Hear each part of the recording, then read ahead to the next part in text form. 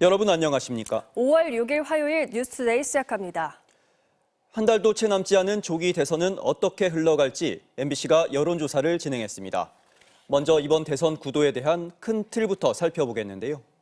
정권 교체와 정권 재창출 중 어디에 더 공감하느냐고 묻자 정권 교체론이 20%포인트 앞서는 것으로 나타났습니다. 먼저 이기주 기자입니다. 정권 교체와 정권 재창출 가운데 어디에 더 공감하는지 물었습니다. 정권 교체를 위해 국민의힘이 아닌 후보가 당선돼야 한다는 응답이 56%로 정권 재창출을 위해 국민의힘 후보가 당선돼야 한다는 응답 36%보다 20%포인트 높게 나타났습니다. 정권 교체 여론은 지난 1월 말 50%에서 지속적인 상승세를 기록했습니다. 이번 대선에서 반드시 투표하겠다는 응답은 84%, 가능하면 투표하겠다는 응답 9%까지 합하면 이른바 투표 의향층은 90%를 넘었습니다. 투표할 생각이 없다는 7%에 그쳤습니다. 지금 지지하는 후보를 계속 지지할지 다른 후보로 바꿀 수 있는지 물었습니다. 지지하는 후보를 계속 지지하겠다는 응답은 84%로 다른 후보로 바꿀 수도 있다는 응답 15%를 크게 앞섰습니다. 지지하는 후보별로 나눠 따져봤더니 더불어민주당 이재명 후보의 지지층은 대법원의 유죄 취지 파기 환송에도 불구하고 93%가 계속 지지하겠다고 답했는데 대법원 판결이 나오기 전보다 5%포인트 상승한 수치입니다. 무소속 한덕수 후보의 지지층은 80%, 국민의힘 김문수 후보의 지지층은 74%가 계속 지지하겠다는 의사를 나타냈습니다. 개혁신당 이준석 후보의 지지층은 44%가 계속 지지 의사를 보이면서 보수 진영 후보들이 차례로 등장한 뒤 지지 강도가 19%포인트 하락하는 양상을 보였습니다. 정당별 지지도는 민주당이 48%, 국민의힘 34%, 개혁신당 3%, 조국혁신당, 진보당 순이었습니다. 직전 조사와 비교하면 민주당은 대선 후보 선출 이후 4%포인트 상승한 반면 대선 후보를 내지 않기로 한 조국혁신당은 올해 MBC 여론조사에서 가장 낮은 1%를 기록했습니다. 이번 여론조사는 MBC가 코리아 리서치에 의뢰해 지난 4일 하루 동안 전화 면접 방식으로 전국 만 18세 이상 남녀 1,006명을 대상으로 실시했으며 응답률은 15.4%, 신뢰 수준 95%에 표본 오차는 플러스 마이너스 3.1%포인트입니다. MBC 뉴스 이기주입니다. 민주당 이재명 후보에 대한 대법의 파기환송 판결 후 폭풍은 휴일인 어제도 이어졌습니다. 연휴 한가운데 휴일 기자회견까지 열어 공식 선거운동 전까지 모든 대선 후보들의 재판을 미뤄야 한다고 요구했습니다. 신수아 기자입니다. 더불어민주당 윤호중 선대위 총괄본부장이 휴일 오전 기자간담회를 자청했습니다. 이재명 후보의 공직선거법 파기환송심 15일 첫 공판뿐 아니라 대장동 사건 등 다른 재판은 물론 모든 대선 후보들의 재판들을 대선 이후로 미루라고 요구했습니다.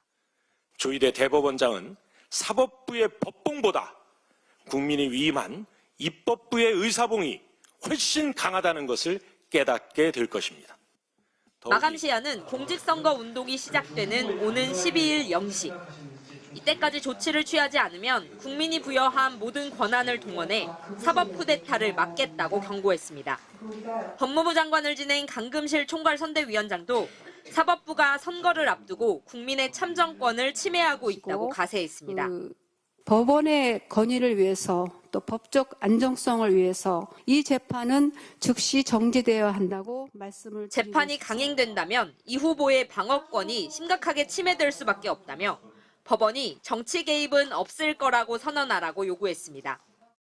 대선 개입 조희대는 사퇴하라! 민주당은 대선을 앞두고 국민의힘에 맞선 정치연대도 구성하고 나섰습니다. 조국혁신당은 특히 대법관 10명의 무더기 탄핵까지 거론하며 압박 수위를 높였습니다. 대법관 10명에 대한 탄핵소추안 작성에 들어갔습니다. 언제든지 탄핵할 수 있어야 됩니다. 지난 1일 대법원의 파기환송 판결 이후 48시간 만에 5,300여 명이 민주당의 새로 당원으로 가입했습니다. 민주당은 여론이 심상치 않다고 보고 이 후보 파기환송심 재판장의 탄핵 등 초강경 대응까지 검토한다는 입장입니다.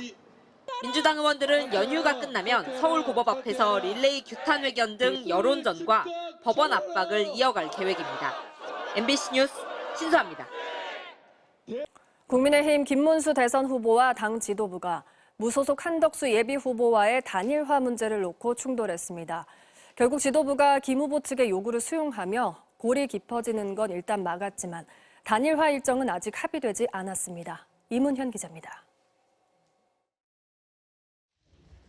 당 사무총장과 선거대책위원회 인선을 두고 충돌했던 국민의힘 지도부와 김문수 대선 후보. 결국 당 지도부가 김 후보가 요구했던 단일화 전 선대위 구성을 수용했습니다. 국민의힘은 어젯밤 의원총회와 비상대책위원회를 잇따라 열고 상임선대위원장에 권영세 비상대책위원장, 공동선대위원장에 권성동 원내대표와 나경원, 안철수, 양양자 후보 등 6명을 임명했습니다. 또 김문수 후보를 지지했던 유상범 의원을 본부장으로 하는 단일화 추진본부도 구성하기로 했습니다. 방법론적인 이견이 좀 있긴 했습니다만 어쨌든 단일화가 필요하다는 데는 의견을 같이 하고 있기 때문에.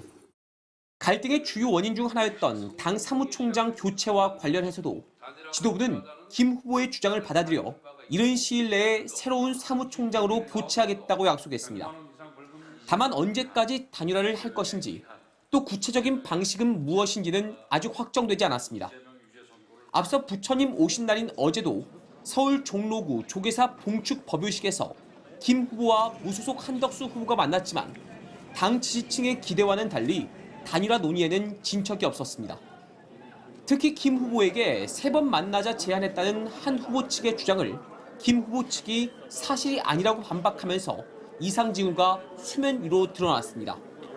공식 선거운동 시작일인 오는 12일부터 바로 선거운동에 돌입하려면 선거 공보물을 미리 만들어야 하기 때문에 내일까지는 단일화가 이루어져야 하는 상황.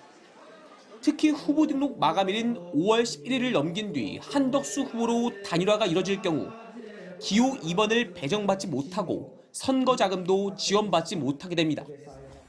이에 따라 국민의힘은 두 후보가 최대한 이른 시일 내에 단일화를 해야 한다는 당내 의견을 근거로 오는 10일과 11일 중 전당대회 소집 공고를 냈습니다.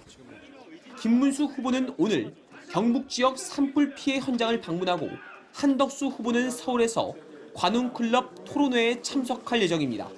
MBC 뉴스 이문현입니다. 외국 영화에 100% 관세를 부과하겠다. 헌법을 지켜야 하느냐는 질문엔 모르겠다는 답변까지.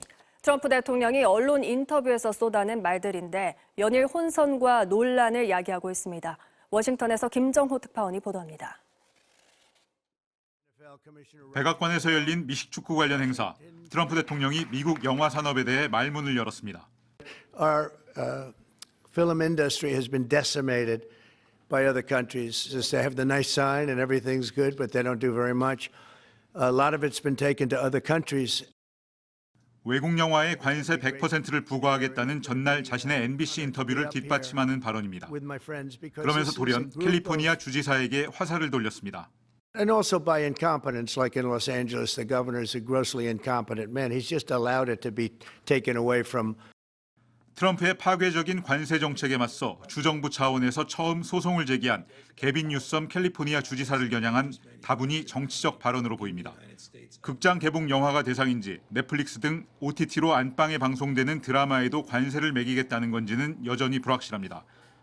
설익은 관세 정책의 또 다른 혼선 사례로 이 문제가 부각되고 있는 상황에서 백악관은 외국 영화 100% 관세가 최종 결정되지는 않았다고 밝혔습니다. 헌법 준수 의사를 묻는 질문에 대해 트럼프 대통령이 모르겠다고 답변한 것을 두고도 논란이 커지고 있습니다. 문제의 발언은 불법 체류자의 추방 절차를 언급하는 과정에서 나왔습니다. 진행자가 여전히 헌법을 지켜야 하는지를 묻자 트럼프 대통령의 답변은 모르겠다. 나는 변호사가 아니다였습니다. 워싱턴 포스트는 헌법을 수호하겠다는 취임 선서를 무시하는 듯한 태도라고 지적했습니다. CNN에 출연한 뉴욕 주지사는 충격적이라면서 트럼프 대통령을 직격했습니다. He must follow it. It was shocking, and it tells you all you need to know about this presidency and this man, that he doesn't give a damn about the U.S. Constitution, and that is frightening in itself. 종잡을 수 없는 정책과 법치주의 훼손까지 그 혼선과 논란이 대통령의 입에서 끝없이 비롯되고 있습니다. 워싱턴에서 MBC 뉴스 김정호입니다.